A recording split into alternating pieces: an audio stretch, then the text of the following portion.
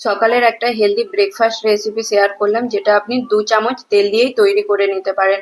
2 বাটি মতো left over রাইসকে fine পিষে নিলাম। 1 বাটি বেসন, 3 চামচ সুজি, জল দিয়ে 3-4 মিনিট ভালো করে ফেটিয়ে রাখলাম।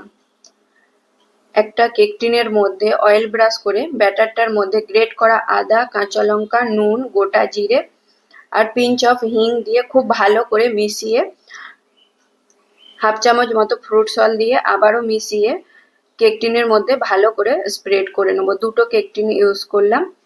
জল ফুটোতে দিয়েছিলাম। এইবার এইগুলোকে স্টিম করে নিতে হবে 20 থেকে 15 মিনিট। স্টিম করা হয়ে গেলে ঠান্ডা করে এইগুলোকে পিস করে কেটে নিলাম। এটা খুবই সফট হয়। এটা খাওয়ার জন্য একটা চটপট চাটনি বানিয়ে নিলাম।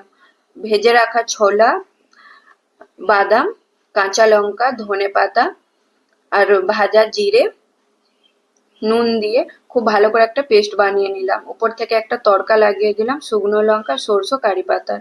ফ্রাইং প্যানে আবারও তেল গরম করে কারি পাতা, সরষে ফোড়ন দিয়ে পিস করে কেটে রাখা এই টিফিনটা দিয়ে 1 চামচ মতো পাও ভাজি মশলা দিয়ে হাই ফ্লেমে একটু টস করে নিলাম। তৈরি আমাদের ইজি আর কুইক সকালের টিফিন।